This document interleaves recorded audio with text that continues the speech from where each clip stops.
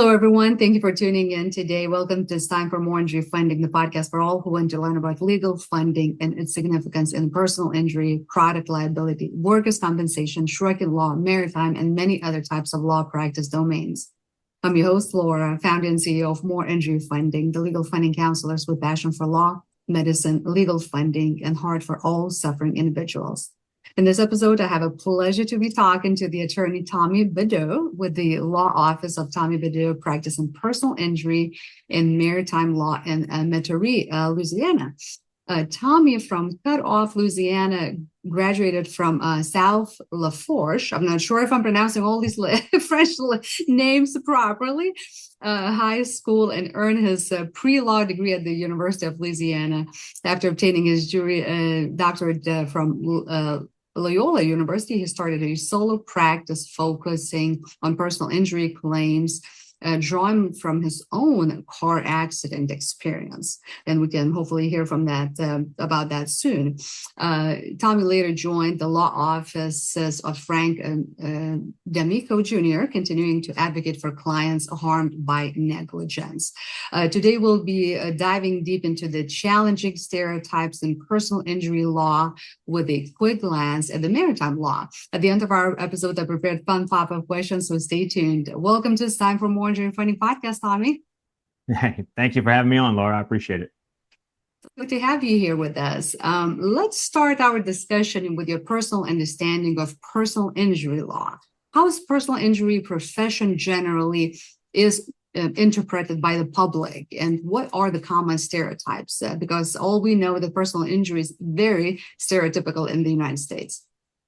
Yeah, so for the most part, especially in our region, in the South, the stereotypes of personal injury lawyers, usually they're, even in our own profession, they kind of think of us as like a bottom feeder type of law, that we're sleazy, we're greedy, we're just lawyers who are sue happy and just trying to file a lawsuit for anything and everything. We take any case that walks through the door.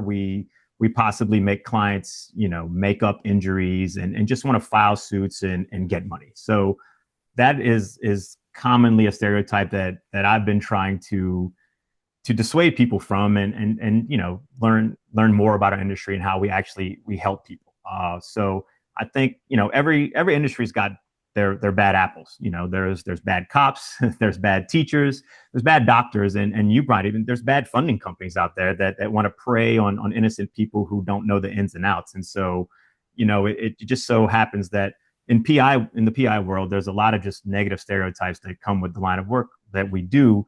And it's just, kind of been my little life mission, so to speak, to kind of open a new leaf and turn open a new door for the kind of work that we do and the problems that we help people solve. Wonderful. When we think of the societal role, what essential part do you think personal injury lawyers play in advocating for victims to ensure justice? So in terms of society, I think that PI lawyers are essential in the fact that we give people a door to the courts. We open a door to courts and we give them access to justice that they might not normally have. And so me personally, my clients, I represent just normal, hardworking, everyday people, just good salt of the earth type people that aren't these types of sue happy individuals and don't want to hire. A lot of my clients even say that in their depositions, like, I didn't want to have to hire a lawyer. I was forced to. And so when you're in terms of the PI world and for instance, car wrecks, a lot of these clients wouldn't normally have the means to litigate their case, to not even, a lot of times they wouldn't even have the wherewithal to file the claim in the first place, let alone go through multiple years of litigation and even ultimately through a trial. So, most people aren't equipped, whether it's financially, whether it's, mental knowledge or just having the perseverance to go through it. And that's where we come in. A lot of these people don't have the funds to even hire a lawyer. And so they'll hire us and we work on contingency basis. And not only do we fund their medical treatment, which they may not have the money for, but, we are familiar with how insurance companies play the game, so to speak. And so these billion-dollar insurance companies would normally overload these normal everyday people with paperwork, with litigation, and wouldn't allow them, the ability to recover for their injuries. And so I think that is our essential purpose, in society today. It's just helping out normal people who aren't commonly involved with litigation, don't know the ins and outs, and wouldn't even hire a lawyer, but we give them every opportunity to do that and recover for their injuries, and hopefully, put them back where they were before it happened. Wonderful. Tom, you mentioned contingency fee briefly. Can you remind listeners and viewers what contingency fee means? What is it? So contingency fee is basically a sort of contract agreement that what we'll do is we'll sign a client, and there's no money owed to us up front. So not even from the get-go. Once we sign up a client and we hear them out in their experience in their case, we will then we'll take them on, and from the get-go, and that could be whether it's mailing out letters or getting a police report, all the costs and all the fees are they're taken out of the back end of the case. So it allows us to represent, like I was saying, just normal people without having to pay a retainer, cost them nothing up front. Will recover, and essentially they owe us nothing. They don't owe us a single penny unless we recover something for them for their injuries.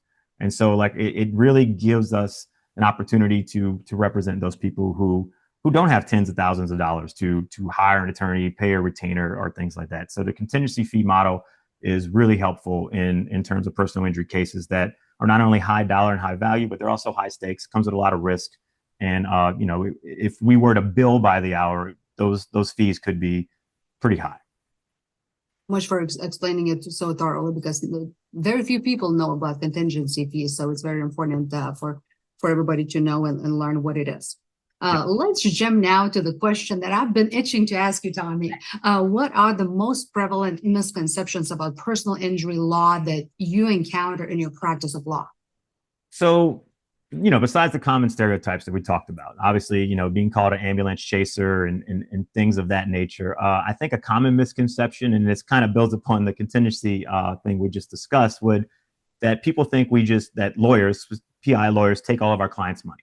That, we sign these clients up on contingency fee contracts just to work up the case, build it up, and settle for a figure, and then we take all the clients' money. But nothing could actually be further from the truth, because at least in Louisiana, I'm not sure how things are in Georgia, but I'm sure they're eerily similar. Our contingency fee is pretty standard. It's 33% is what it usually starts at, and so that number only increases if the case becomes more complex, whether it becomes a full-blown litigation case. The percentage might go up. If we have to go through an actual trial or go through an appeal, yes, those fee percentages might go up, but obviously we're doing a lot more work.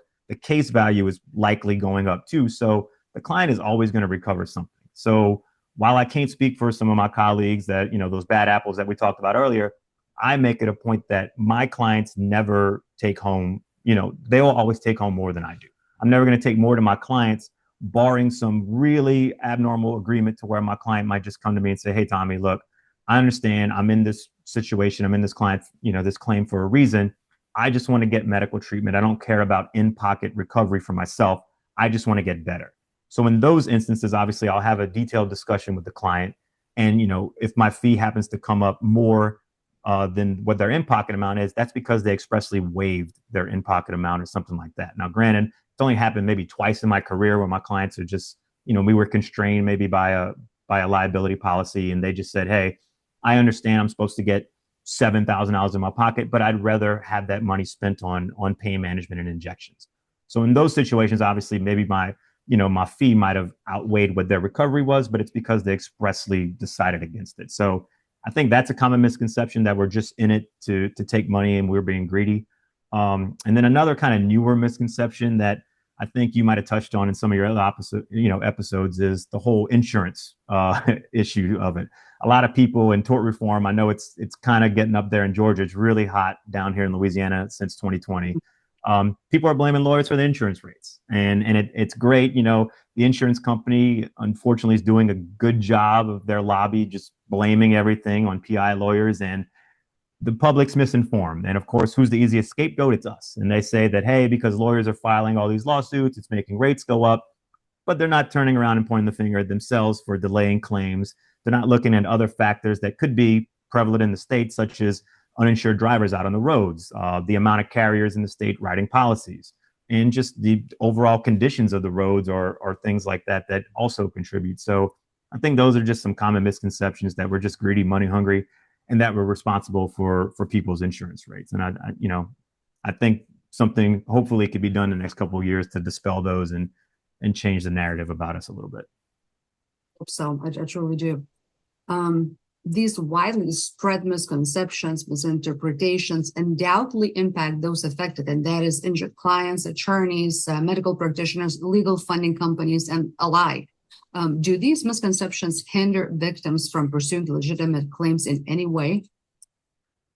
Absolutely. So kind of touched on, a lot of my clients come to me and they, the first thing out of their mouth is, I didn't want to have to hire a lawyer. There's just a negative stigma because of the misconceptions, because of the stereotypes about our line of work. And I think it starts from when people, they assume from the get-go, hey, I don't want to hire a lawyer. I want to handle this on my own, or they see the commercials, they see the State Farm, the Flow from Progressive, Jake from, a good neighbor, I'm in good hands. And they tend to trust insurance companies too much. And so, people have this idea of their neighborhood insurance agent being the person that's going to be helping them with the claim, and not realizing, no, it's claim, it's total tons of members of teams, going against them, stacked against them from the get-go.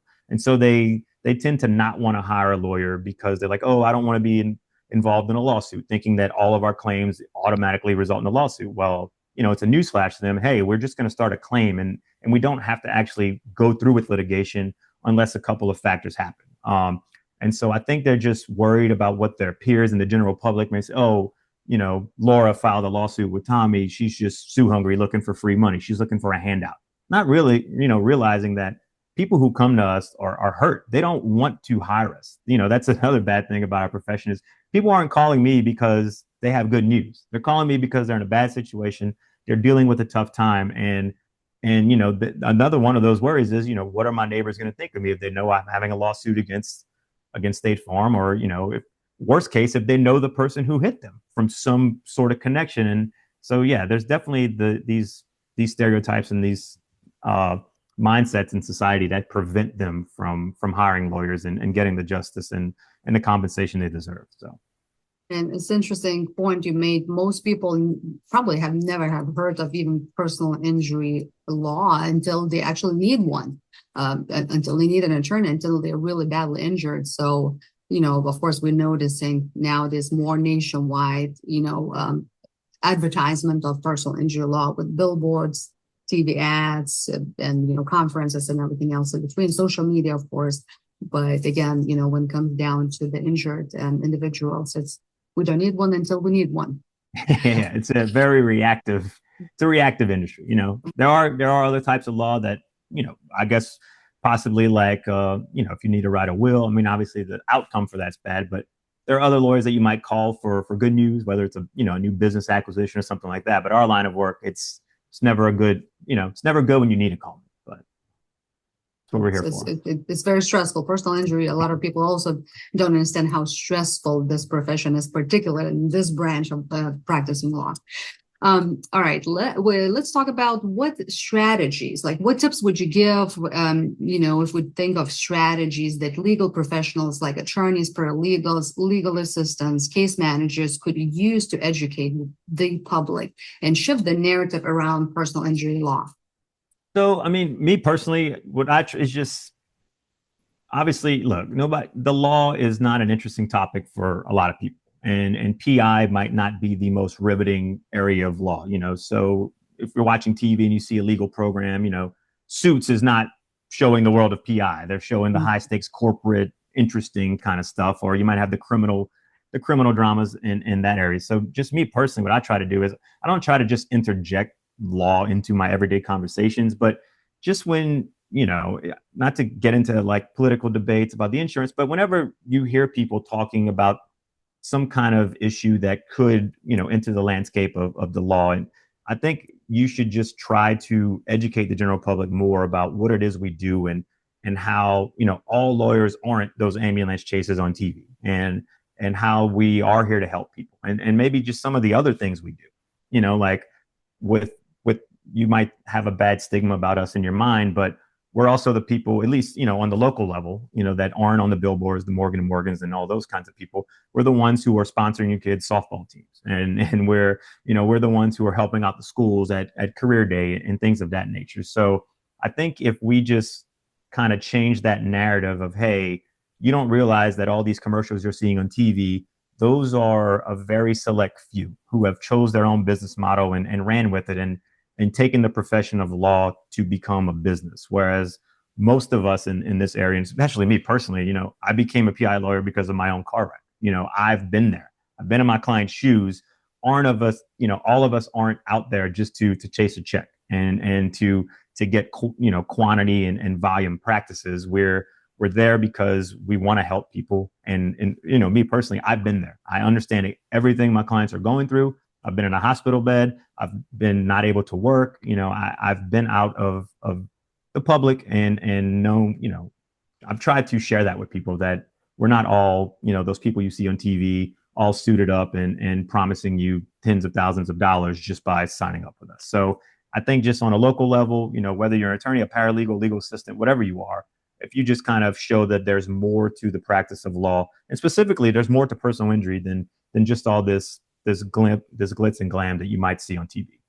Everybody's getting tired of the same old shtick. And if most of us just kind of try to shift that narrative to the smaller groups and, not portray it in a national light, then I think that'll help out. Well said. And Tommy, you and I, we have similar stories when it comes to injuries. I've been, injured at work in a really bad car accident, treating for couple of years and still feel consequences up to this day. So life had changed for good, even though I tried to minimize or kind of look at from the positive perspective. But once you get injured, you don't always feel the way you want to. And on your other point, most attorneys that I personally know are amazing human beings. They're good, amazing fathers, mothers, caring people. They're good friends, and they're so influential, so good for their local communities. Like you said, supporting all the local events, school events, going to schools, reading books, doing the backpack collections, you name it. It's fantastic. They contribute so much. They give back so much to their local communities. All right, let's shift our focus for a moment from the misinterpretation of personal injury to maritime law, since you are in Louisiana, and yep, delve on those two, of these two subjects or areas where they intersect. And the reason I'm mentioning maritime law is that this is one of your practices of your law firm. How does maritime law influence personal injury claims, and what unique challenges do injured maritime workers face when they come to you for help? So being from South Louisiana, and especially myself, my hometown, it's a rural fishing community. So if you're not a skilled laborer, you're not working in construction or owning your own small business, chances are you are involved with the maritime industry in some shape or form. And that could be everything from, there's a lot of commercial fishermen who reside, in the bayou area where I'm from. But if not, a lot of the jobs are really just shaped by the offshore industry, and it's usually oil related. So that can mean everything from being located on the docks and handling shipping or staffing, to even going all the way out on the rigs and working on the boats themselves. So maritime, the industry is very unique in that it's not only, it's governed by its own set of laws and doesn't really fall into like a workers' comp classification. And the unique challenges that these maritime workers face is their work is extremely dangerous. And for the most part, it's a pretty male-dominated industry. And most of these guys are the breadwinners for their families, who depend on these paychecks to provide and for their families to survive. So most of the time, unfortunately, when these workers get hurt, it's not something that's similar to a run-of-the-mill soft tissue injury in a car wreck. You're dealing with dismemberment. You're dealing with crushed injuries, with limbs that are, having to be amputated, or worse, just even death, because they're out on the seas and it's just very kind of dangerous work. So if these workers are out of a job for long periods of time, they're dependent on money being provided to them in the interim in order to provide for their families. And that's the most unique challenge that we face, is not only what are they going to do when they're hurt, but also, of course, when things have to get, legal and you have to file litigation, it becomes a lot of blame game. And, is it the company? Is it the company that hired them that they work for? Is it the contractor? And it becomes a real big mess. And those are the unique challenges that we face in maritime claims down here. Let's talk about legal protection for a brief moment. What specific rights do maritime workers have when it comes to personal injury claims compared to other professions? Can you shed some light on this? So generally, look, maritime law is unique in that it offers the ability to recover damages when state workers' comp or federal laws might not apply. And so the claims, like differing from workers' comp, is they're not necessarily fault-based. And what that means is essentially maritime workers, and especially ones who are classified as what's called seamen under the Jones Act, which is kind of its own little subsection of maritime law, they have unique rights in their personal injury claims. And that includes the rights to sue their employers for negligence. They could also seek compensation for the unseaworthiness of a vessel, but they also receive maintenance and cure benefits. And so those are big in that it's a no-fault doctrine that obligates employers to provide for ill or injured seamen with financial support. That's the maintenance issue, or medical care, which is the cure. So regardless of who's at fault, you're entitled to maintenance and you're entitled to cure. So maintenance will cover most of living expenses, such as food, rent, utilities, basic necessities, if they're unable to work. Now, cure, that's basically a fancy term for all the medical expenses related to the injury, the illness. So it'll be anything from treatments, modalities, physical therapy, all the way up to surgeries and things of that nature. So it's just kind of unique in the maritime industry is no matter, who's technically at fault, those things should be in place for the claim to go on.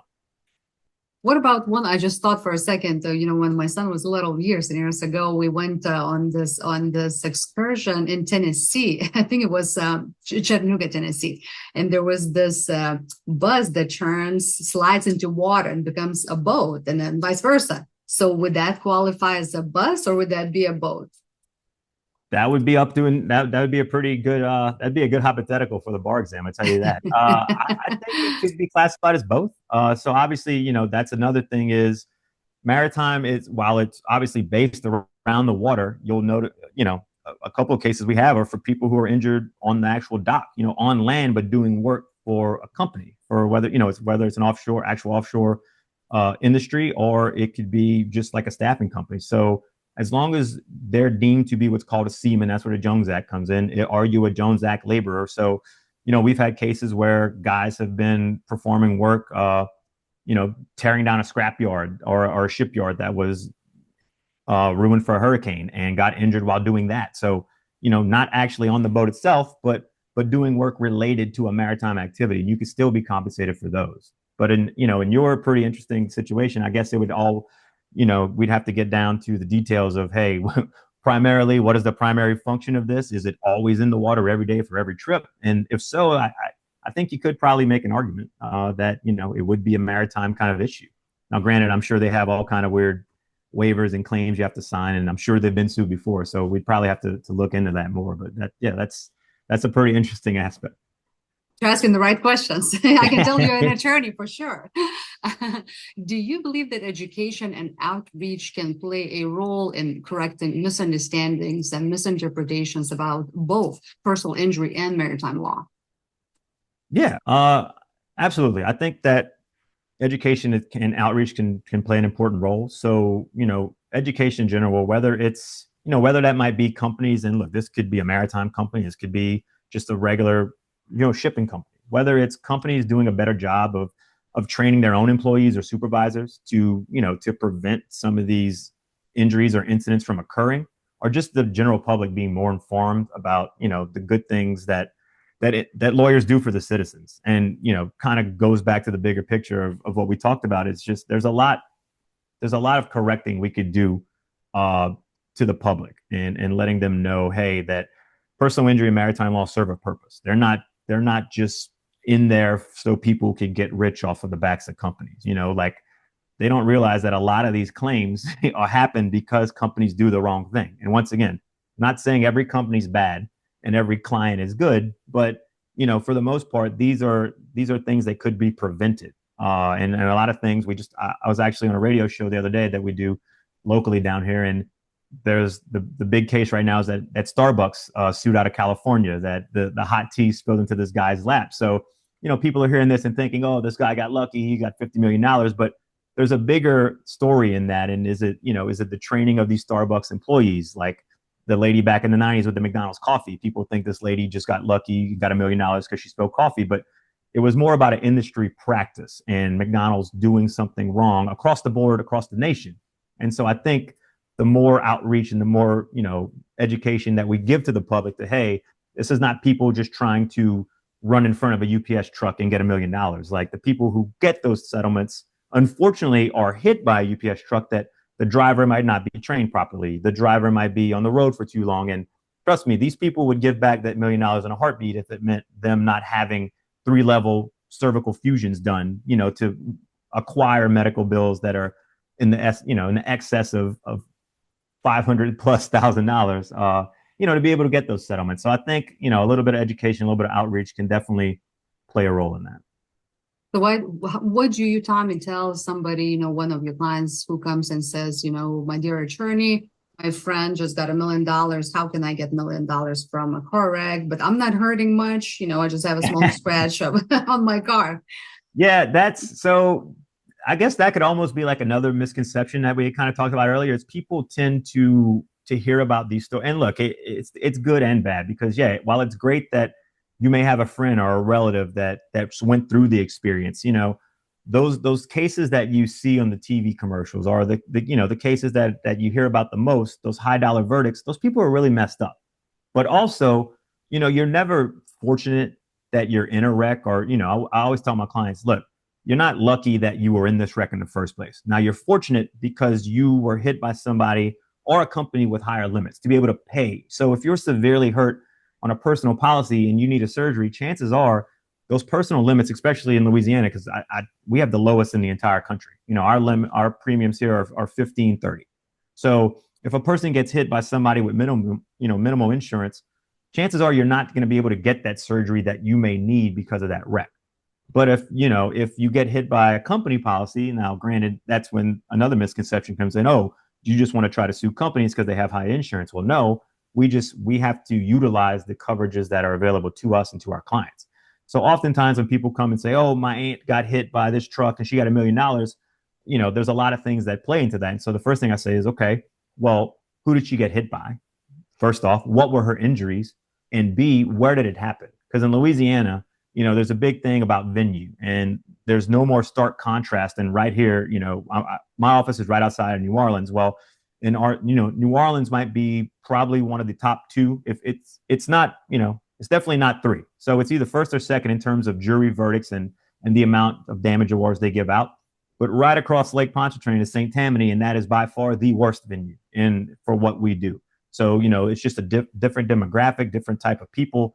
And the jury pool there, they tend to not believe people get hurt. They think everybody who files a suit is lying. They think it's all horrible. So there's expectations that need to be balanced, but there's also a lot of things go into these big awards, and you need to kind of nip that at the bud and take into account and really kind of explain to them, like, hey, just because your aunt got $1 million for her case with a similar injury in Orleans, it doesn't mean you in St. Tammany, who got hit by a personal driver, is going to get the same amount. So yeah, there's a lot of dispelling and issues like that we have to take care of on a daily basis. Clear communication may drastically improve outcomes in personal injury cases. Could you share maybe one short or maybe two short stories from your personal experience, Tommy, of how clear communication improved outcomes in a personal injury case context? So kind of directly piggybacking off what we just talked about, clear communication with a client about the nature of their case. And so one of the things I pride myself on is, because I'm not that guy on TV. I'm not out here promising results and saying, sign up with me and we'll get you hundreds of thousands of dollars no matter what, it's being realistic. And my clients know I'm going to tell it like it is. So what I tend to do is I don't downplay my clients' injuries and situations, but I try to keep it real with them and say, hey, this is what your case, predominantly, and every client's different, every case is different, but just kind of lay out the land, the law of the land, and say, look, in this area. These are common verdicts. These are common settlements we've reached. These are actual judgments that have been had in the past so many years for your type of situation. You're somebody who's similar in age, similar in demographics, similar injuries. This is what you can maybe expect. I'm sorry that you had to be here. I'm sorry that you got hit by a person who doesn't have high limits, but let's look at this. And so that clear communication could kind of maybe make the process easier and go a lot smoother for you and your client. Now, just in general, and this maybe isn't specific, but I think in my personal experience, clear communication as it relates to a client's medical treatment is key. And that could be on both aspects, not only between the client and their physician, but also me and the client. So what I try to stress to my client is, look, everything that's, when you going into, especially those initial appointments, whether it's your physical therapist, your chiro, your surgeon, that first appointment, you want to get kind of everything off your chest, so to speak. Everything that's bothered you since the wreck, everything that's hurt you, let it out. That way, if something comes back 6 months from now that hadn't hurt you since the beginning of the wreck, it's there, it's on paper. And not only does that make your medical records cleaner, but it also helps us at the end of the case, whether the defense is bringing up, this person's been lingering and making up injuries, or, this person, it's an old injury that wasn't due to this wreck. No, we could go to those records and clearly point where, look, Laura said that she had, neck and back pain back at the beginning of the wreck. It's just that the back was hurt worse than the neck. So we treated that area first because that was of more concern. So little things like that and clear communication with your doctor is great, but also with your lawyer, because we could also talk about your medical treatment as well and see, hey, what are your thoughts on what's being recommended? Do you approve of what's happening? Is this treatment even helping you? So I think that keeping that clear communication in regards to your medical treatment helps out tremendously, not only in hopefully resolving the case, but potentially in getting the value and the money that you deserve. It can really help some of those roadblocks and some of those issues that we run into when, these defense firms who have 10 times more of the employees than we do are combing through your medical records, trying to find that needle in a haystack of anything they could blame your injuries on besides the wreck that their client caused. Thinking about the future, in what ways do you see the personal injury profession evolving to better address and maybe correct public misconceptions? So I guess my hope would be, and this might not relate to PI specifically, but I know just in general, since I've been a lawyer, there's a big shift and sort of like a mass exodus from this big law, world. And so especially in the PI world down here, a lot of our major players in that advertising big firm market, they're getting up there in age, they're getting older. And I don't see that there's much of the new blood, so to speak, who wants to kind of take over that PR advertising model machine. And that's so dependent on volume and wants to look at quantity of cases rather than quality. So I'm kind of hoping that maybe once some of those, quote unquote dinosaurs start to become extinct, that maybe that doesn't get taken, nobody takes that baton and runs with it. Now, granted, somebody probably will try to do that, but I think that'll kind of help, hopefully, the misconceptions of us being ambulance chasers and things like that. But I'm hoping that just in general, PI lawyers can kind of navigate from those stereotypes that we've discussed earlier and just kind of focus on the good that we do, which is what we talked about earlier. This is helping those that are truly injured and really do need help and don't know who to turn to. And also focusing on the fact that people can come to us and get access to the courts and do that without having to pay us high fees and retainers up front. I always like to compare now with later. Do you see any emerging new trends, maybe in maritime and offshore law, that could impact potentially personal injury claims? So it's kind of hard to, I guess, predict the future, but I guess one that is maybe already being used right now would deal with probably the autonomous vessel industry, and that development and, using these autonomous ships are going to create new legal challenges. And it's going to require adjustments from not only lawyers, but also the maritime industry, because we're going to have to address issues like, who's liable, public's, the safety to the workers and the people on the platforms or on the boats, and also navigation issues. What if one of those things runs astray? And so I think that kind of parallels what you see happening a lot more on the West Coast with these autonomous vehicles and the driverless cars. So I know there's already kind of been some issues with those of, these driverless cars going crazy and either hitting pedestrians or causing wrecks. And I know that some of these shipping companies, I don't know if it's Amazon or Google, but they're having these 18-wheeler type vehicles without drivers. So I think that's going to be an area where, the liability component won't be so clear cut. It won't be driver A versus driver B. Will it be, hey, is the owner of the vehicle responsible? Is the owner a company like an Uber or a Lyft who's deploying this fleet? Or is it a manufacturer issue? So what's already kind of like a complex industry in maritime, it's the blame game, is who's ultimately liable for what happened to this client. It's just going to open up a whole new can of worms with all of this technology and these autonomous vehicles coming. And I think that's probably going to be an issue that's going to plague us in the future. Tommy, do you have any suggestions or tips on how can listeners and viewers stay informed about changes in personal injury legislation?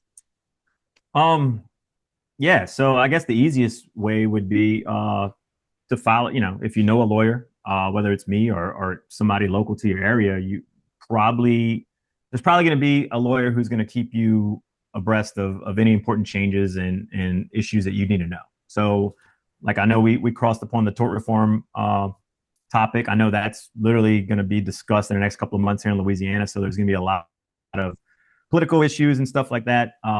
So whether it's just following your attorney on social media, if you have one who utilizes that would probably be my best piece of advice, because we tend to try, and at least I do personally, I try to mix up my boring legal stuff with some fun things. But obviously there's tons of useful information that I hope to convey to keep the general public informed. I guess another one would be if, podcasts are your thing. I'm sure you could find some podcasts that will dive into whether it's legal updates about a specific area or just in general to your state. Those would probably be the best. And then, of course, I'm assuming you could go on, the state bar sites, or a lot of the local parishes here. Obviously, counties where you're from, those bar associations will probably have some kind of releases and information for that boring, mundane stuff that not a lot of people probably like to know, but that could be very important to you in the future. So, I would assume find you a lawyer or two you like that you think is entertaining, that also could relay the information, or, a podcast, or just look around at your local bar associations and you could probably find the information that you need. With all those steps. That was so great. I hope our discussion about challenging stereotypes in personal injury law with a quick glance at the maritime law was meaningful, informative, and educational. And as promised, here's a fun pop question for you, Tommy. Ready? Yeah, let's go. Mm-hmm. If there were no limits, what wild idea or project would you pursue in your industry, the law? Oh, no. So I guess for me, and this is kind of wild, but so my whole thing is kind of based on, and once again, I know Atlanta's probably the same way with their own handful of select lawyers. I know I was watching WWE Raw a couple nights ago, and I saw Morgan and Morgan's now the official lawyers of WWE. So I'm like, wow, it must be nice. I guess what I would do is I would wage my own little counter campaign against all the TV lawyers, kind of be like a personal, a funny, playful attack on that mindset and that type of industry that kind of was the basis for the whole podcast, trying to expose that industry for what it really is, and kind of shine a better light in our profession. So, I would kind of maybe do a playful ad campaign targeted at these big ad firms and spenders, and maybe pursue that and off, for twofold. One, to kind of portray the PI world in its proper, better light for the good that we do, and that we actually, help society, and we're here for a reason. And also kind of maybe shed some light on why those guys aren't exactly, the best portrayal and representation of what we do. So I think there were really no limits, because obviously, here in Louisiana, the advertising laws are strict. We got to get everything approved. So I doubt a smear campaign would fly with the Louisiana State Bar and all that. But if there were no limits on it, I would probably try to aim for some kind of project like that I think could both be fun and educational to the general public. If I ever decide to actually take action on that, I'll support you in any way I can. That'd be great. That was so wonderful to have you on our program. Now, if listeners or viewers want to reach out to you directly or the law office of Tommy Badeaux, if they have more questions about maritime law or personal injury, how can they find you? So I am pretty accessible anywhere on the internet. So we have our website. It's obviously the best source of information. It's badeauxlaw.com or bettercallbadeaux.com. I'm also really active on social media sites. So while I won't give you legal advice per se on Facebook or Instagram or things like that, you can reach out to me on there and send us messages, and we'll arrange the means necessary to get to you however possible. You could also call either one of our numbers, 504-323-7777 or 985-303-7777. And those can also be texted as well. So any way that you could think of to contact me besides carrier pigeon, I am easily accessible.